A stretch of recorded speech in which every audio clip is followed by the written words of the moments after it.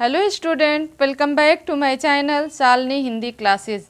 बच्चों, आज हम क्लास 6 के बच्चों को पढ़ाएंगे हिंदी मंजरी में पाठ 6 क्यों क्यों लड़की। आज हम बच्चों इस पाठ का आपको सारांश बताएंगे। तो आइए जानते हैं हम क्यों क्यों लड़की पाठ का सारांश। तो अगर अभी तक आप लोग मेरे चैनल पर नए हो तो प्लीज़ आप लोग मेरे चैनल को सब्सक्राइब कर लीजिए। आइए पढ़ते हैं हम अब इस पाठ का सारांश जानते हैं। महाश्वेता कहती हैं कि एक छोटी सी लड़की लगभग 10 साल की है जो एक सांप का पीछा कर रही थी। 10 साल की लड़की बच्चों किसका पीछा कर रही थी? सांप का।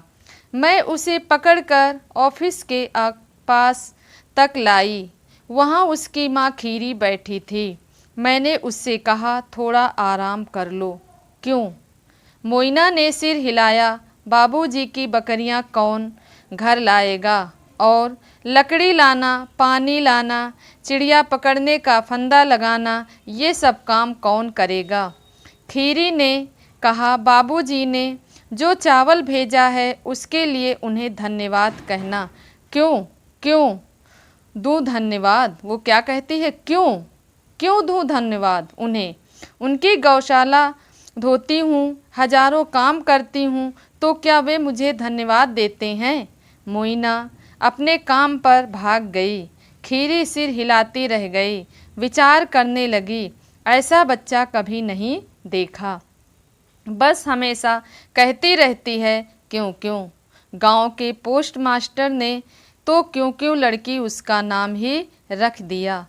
मोइना एक आदिवासी लड़की है। वह ऊंच नीच का भाव नहीं समझती तथा बाबूजी के दिए हुए सामान को एहसान नहीं मानती और वह अपने को सबके बराबर मानती है। एक समय में समिति के साथ वहाँ पूरा 1 माह रुकी।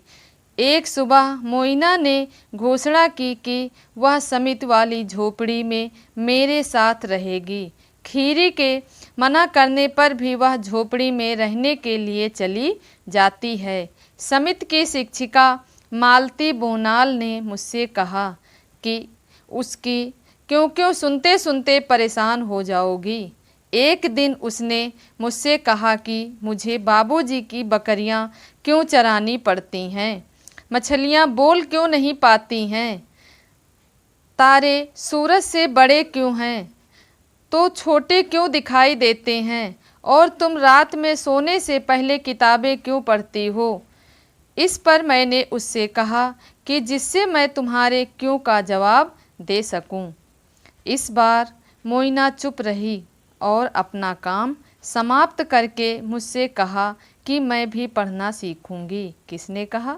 मोइना ने क्या कहा कि मैं भी पढ़ना सीखूंगी। इस तरह उसने पढ़ना प्रारंभ किया और अपने सवालों के जवाब स्वयं निकालती तथा अपने साथी बच्चों को भी बताती।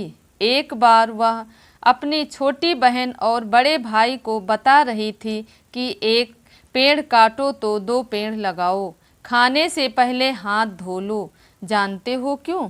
क्योंकि पेट दर्द हो जाएगा आदि प्रश्नों को समझा रही थी। और वह कह रही थी कि समिति के स्कूल में पढ़ने क्यों नहीं जाते हो। अगर तुम उसके स्कूल के पास निकले तो निश्चित ही तुम्हें उसकी बेचैन आवाज़ सुनाई देगी। यदि उसे पता लग जाए कि मैं उसकी कहानी लिख रही हूँ तो कहेगी, क्यों मेरे बारे में क्यों। बच्चों, इस कहानी में वो जो लड़की रहती है मोइना, वह हर बात में बोलती है क्यों क्यों।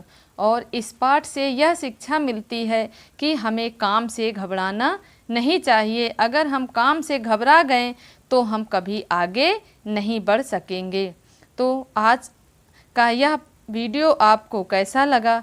अच्छा लगा होगा वीडियो को लाइक करिए, चैनल को सब्सक्राइब करिए, ज़्यादा से ज़्यादा आप लोग शेयर करिए।